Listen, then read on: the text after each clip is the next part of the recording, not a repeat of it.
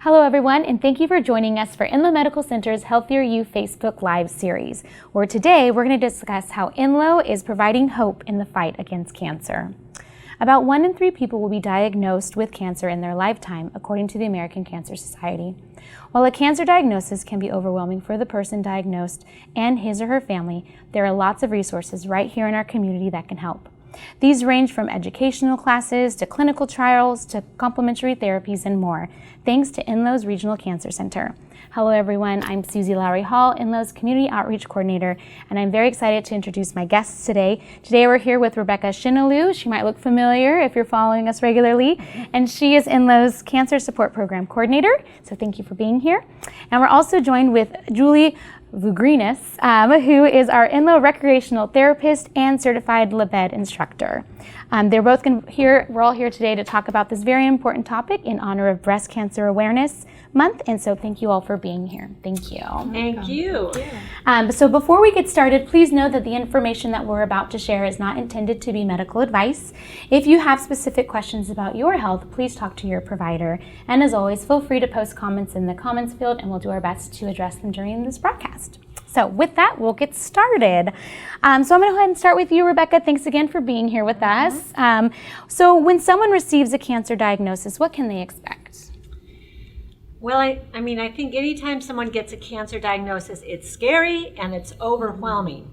And for everyone, it's different. But we know that when people feel like they understand what's going on, and when they feel supported, whatever that word means for them, because everybody's different in terms of what they want in the way of support. But research shows that knowing what's going on and feeling supported helps reduce your stress. And reducing your stress improves your experience, and it can actually improve your immune system's ability to deal with your disease. So dealing with the stress of a cancer diagnosis is a big part of what we do. Wow. And we want people to realize that this cancer supportive care that we have, this team that we have, the resources we have are here from the time you get your diagnosis all the way through your experience with cancer. Wow, that's really amazing. So we were just about ready to touch on this, but what support services are available to our patients? Yeah, well, we have one-on-one support that's provided by our cancer social worker, and we have a team of specially trained volunteers that a lot of people don't know about. These are retired nurses, retired social worker, a psychologist, retired, who are here just to talk to people on the phone. And it's so great because it's not your husband that you have to figure out what you're talking to, or your sister. You can talk to someone you don't even know and just let it out. So we have this one-on-one support for practical and emotional type needs. We also have, I wanted to show you a visual aid. Okay. We have this new patient guide, and we spent a lot of time on it. We got a lot of feedback from people, and I love it because it's a place to organize all the many papers you get, which are part of the overwhelm. It's just like they keep giving me stuff. Just stick it in the binder, and this will be your information and storage, your storage container. And then there's a little personal organizer that patients can bring to every appointment. It's got all the phone numbers they would need. It's got a place to write questions to your doctor. It's got a cool little folder thing in the back, so if you get given papers, you can stick them in here to take home and put in your binder. And so I'm really proud of this. And it's designed to not be overwhelming, but to allow patients to get the information they need without being overwhelmed. Of course, we're sitting in a cancer library.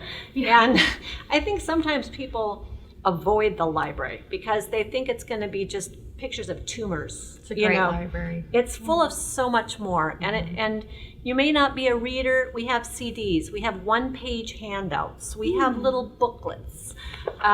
We have stuff. Yeah, there we go. We have stuff not just about cancer, but about coping and about spirituality and about complementary therapies and nutrition. Yeah. So it's a public library. It's for everybody in our community.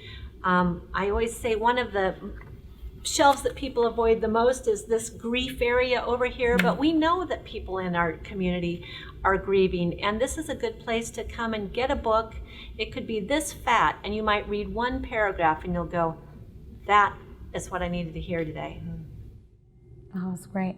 Yeah. So it sounds like we have, again, lots of resources, support groups, the library, but we also have classes that we have here at Enloe, and I know there's a very specific class that seems to be very popular, and that's the Enloe's Healthy Steps program. So would you mind sharing, Julie, a little bit about that? Yeah, the Healthy Steps program, it started out kind of with, her name is Sherry Lebed Davis. She started thriving after breast cancer.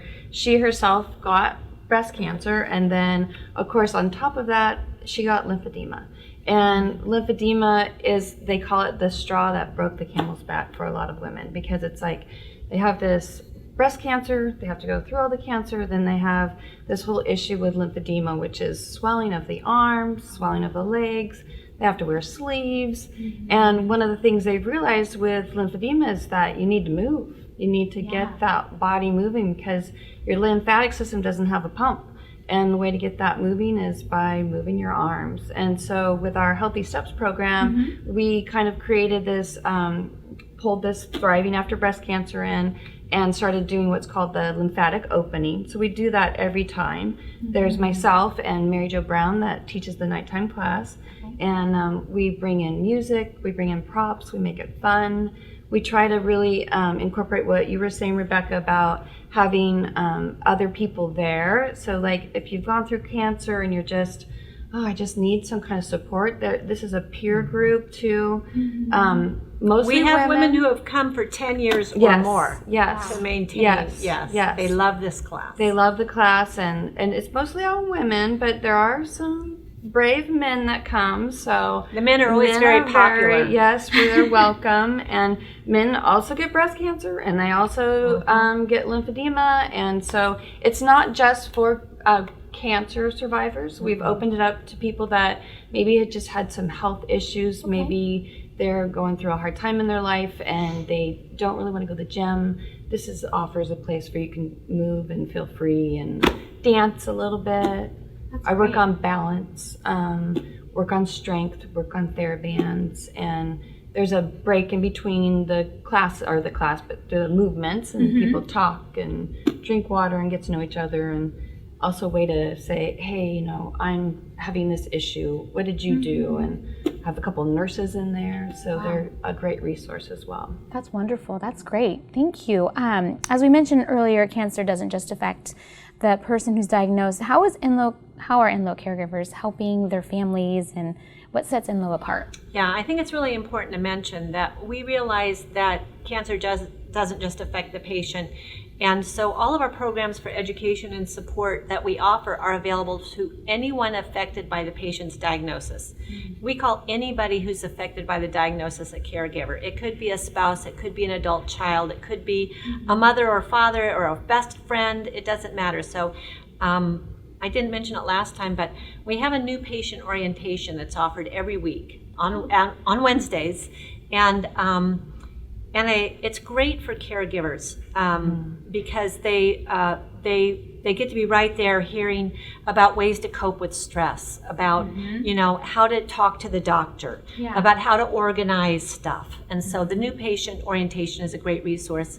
Another great resource for caregivers is the cancer discussion group that happens every month. Our cancer discussion group is different from what people might consider a traditional support group because we have men, women, all types of cancer, all different stages of the journey.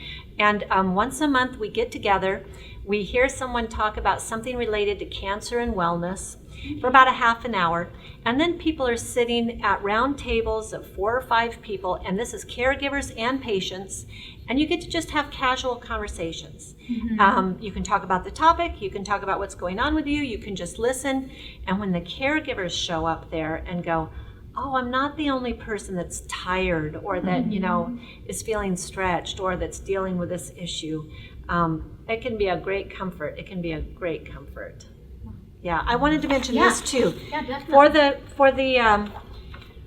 To keep track of all of our programs for education and support, we have our quarterly Get Connected newsletter. And these are all over the place in our cancer center, but they're also available online at enloe.org. And we've got what the topics are for the cancer discussion group. We have information about the cancer support team, so if you need to talk to a social worker or a volunteer. We've got information about the chemotherapy class and the new patient orientation, and then all of our groups, the Brighter Days, the acupuncture, the head and neck support group, the lymphedema program, the Healthy Steps program. So if you need a one-stop shop for what's going on this month or this quarter, this is. That's great. Thank you. Thank you for that. So we've been talking about the resources for the cancer patients, but prevention is also very important. So what can you share with us about what actions we can take to lower our risk of cancer?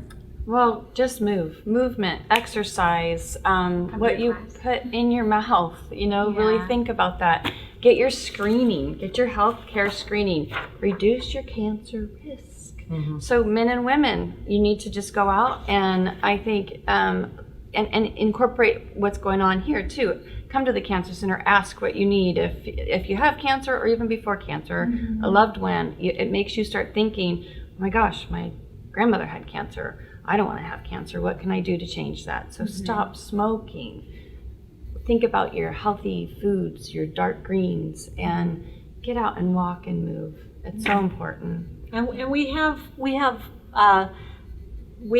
cookbooks. We have books about about cancer prevention here also. It's not just for people who have cancer, but it's cancer prevention stuff too. And know your history. Yes. If you know your mother had cancer, if you know your grandmother, it's super important to really know your history so that you can kind of look for those things and think about the steps you can do to stay healthy as much as possible. I think that's one of the things that I've learned the most recently is that knowing your family history changes the guidelines. We all have in our head, colorectal cancer screening starts at age 50. It's like, guess what? If you have a family history of even a family member having a polyp, you become in the high risk category. So those general guidelines don't apply to you anymore. You need to be talking to your doctor sooner. They may consider, doing an annual fit test with you or doing a colonoscopy. And younger people are getting colorectal cancer. Absolutely. So that's a I had a big friend that one. passed at 30. Yeah, I can tell you that I see people in here under the age of 50, and so understanding your own body is a big part. Same with breast cancer. This is Breast Cancer Awareness Month. Yes. Right. Yes, and it used to be everybody thought, well, I don't have to worry about it until I need to start getting my mammograms. It's like, no, actually now the whole movement is know your lemons, we say, and know how to look when something's different. Be sure that you're being checked earlier at your annual exam because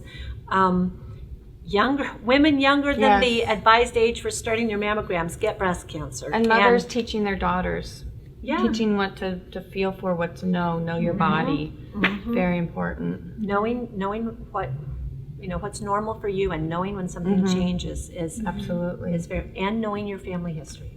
For breast cancer is a big one. Huge. That was great. Thank you so much for sharing all that amazing insight and wisdom. Before we wrap up for today, is there anything else you'd like to share with us before we sign off?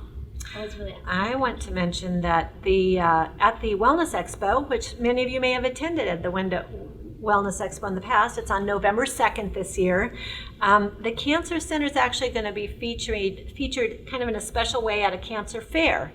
And we will be in the park, and we're expecting to be offering a lot of information about screening and prevention. Our doctors will be there, and so come and see us at the Cancer Fair at the Wellness Expo on November 2nd. Excellent. And I would say come check us out. I teach the class on Wednesdays from 2:30 to 3:30, and then we have another nighttime class. Her name is Mary Jo Brown. She teaches the evening class. It starts at 6 to 7. She likes to do a lot more dancing with her. She has a background of dance.